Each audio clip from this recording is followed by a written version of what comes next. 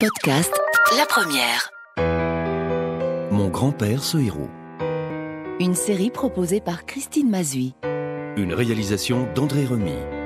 Une production La Première.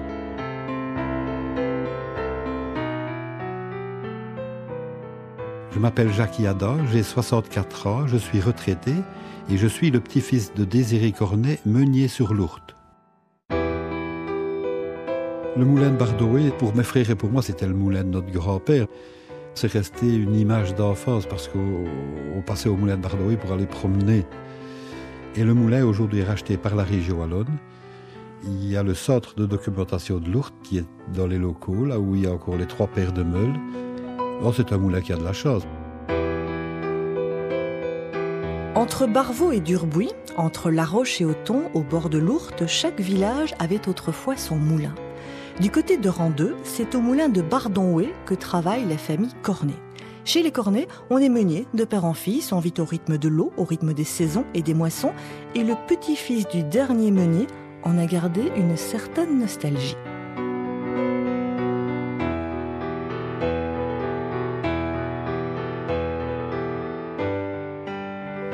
Ils étaient 8 enfants.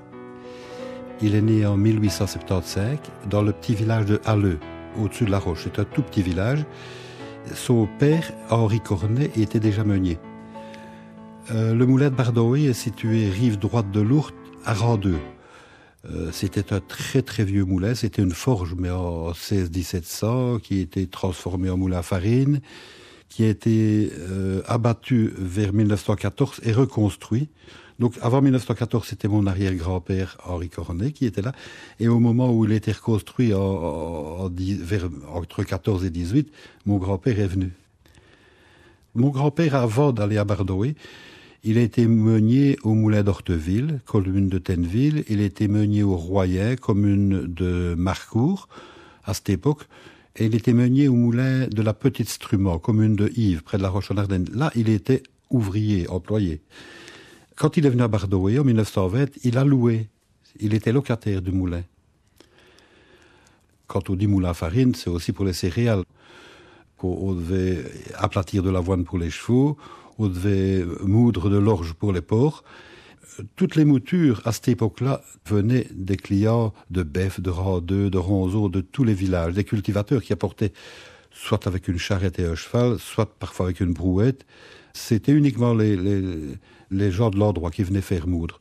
Ils connaissaient tous les gens, mais ils connaissaient aussi tous les autres moulins, parce qu'il y avait un moulin un petit peu en aval, au moulin de Hamoul, un petit peu en amont, au moulin de Marcourt, et ils s'entendaient bien avec les meuniers. Parfois, il y avait des rivalités, c'est arrivé, mais ils s'entendaient bien et ils s'entraidaient. Ils avaient des petites choses à régler entre meuniers quand même, Ils devaient définir les prix, ils devaient définir certaines choses. Le meunier, c'était quelqu'un d'important. Le moulin et le meunier étaient indispensables à la vie d'un village, d'une communauté. Si bien qu'il y a des moulins qui ont arrêté entre les deux guerres et qu'on a remis en fonction pendant la guerre, parce que c'était vraiment nécessaire.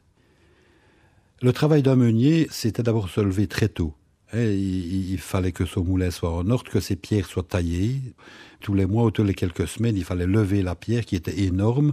Il fallait les retailler. Donc, quand il se levait, il fallait que ses pierres soient en ordre. Il fallait qu'il sache lesquelles moutures il devait faire.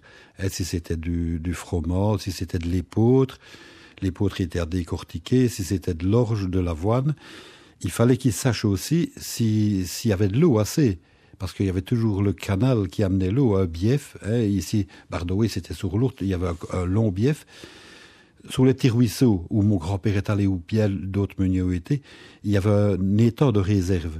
Donc, un tout petit ruisseau remplissait l'étang la nuit.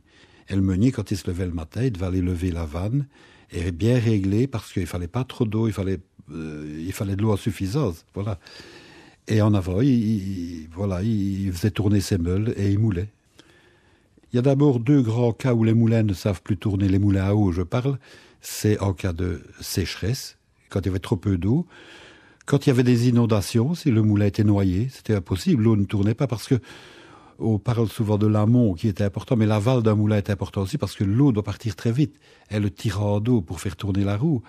Donc il y avait ces 2 cas-là. Et le 3e cas, c'était la gelée. Quand il y avait des fortes gelées, il y en avait beaucoup à l'époque, la roue se chargeait. Il y a des photos avec la roue couverte de glace. Parfois, ils cassaient la glace. Il y avait des accidents. Il y a eu des morts d'ailleurs. C'était un travail très dangereux. Alors, il y avait une période plus ou moins chômage aussi. C'était en été, quand les blés mûrissaient. On terminait les blés de l'année d'avant et on attendait les autres. C'est une période un peu scabreuse parce qu'il fallait que les blés soient bien secs. Et il n'y avait rien de plus mauvais pour les pierres de meule quand un fermier, un cultivateur apportait des blés qui n'étaient pas bien secs parce que ça collait aux pierres, ça salissait les pierres.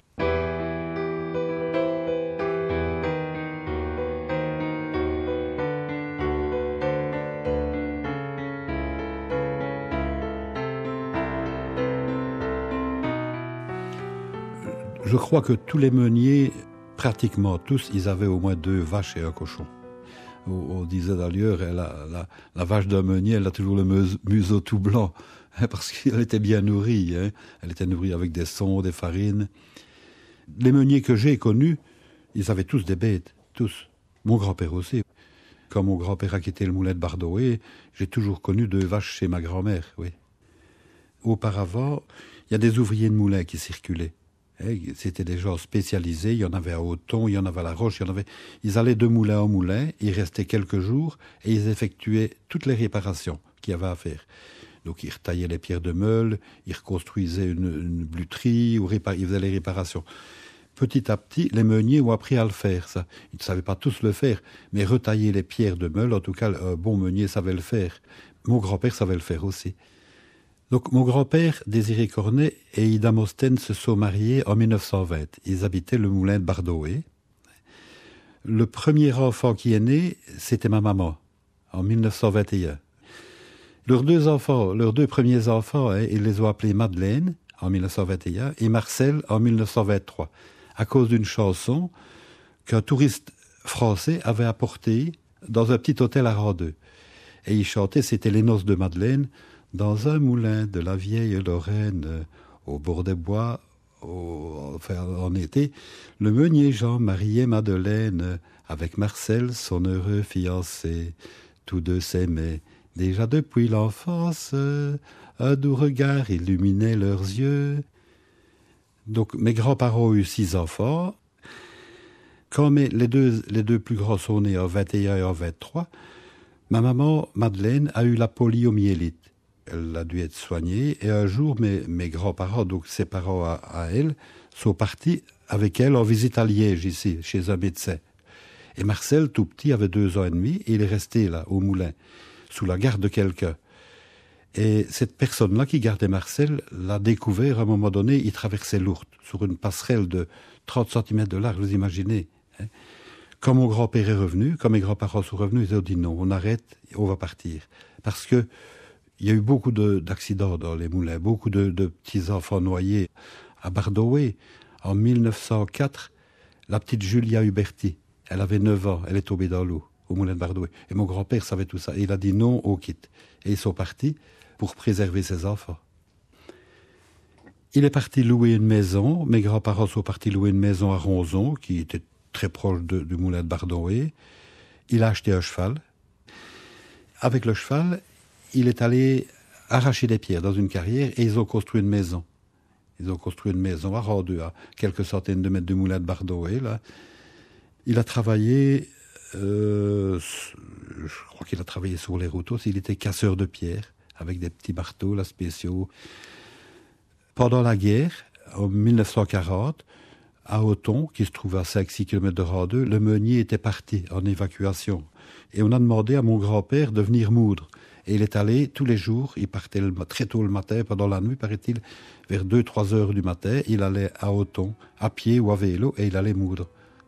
Il était resté meunier dans l'âme, il avait gardé ses outils, et ces 2 gamins qui allaient travailler parfois avec lui à Auton, Marcel et Raymond, adoraient le métier aussi, je crois, oui. Les meuniers se sont arrêtés après la guerre, la plupart des meuniers. Après 1945, il y a eu des lois. Les moulins devaient se moderniser. Mais c'était fait exprès, que c'était pour faire tomber les petits, voilà. On a fait tomber tout. On devait casser la meule pour dire on ne moud plus, voilà.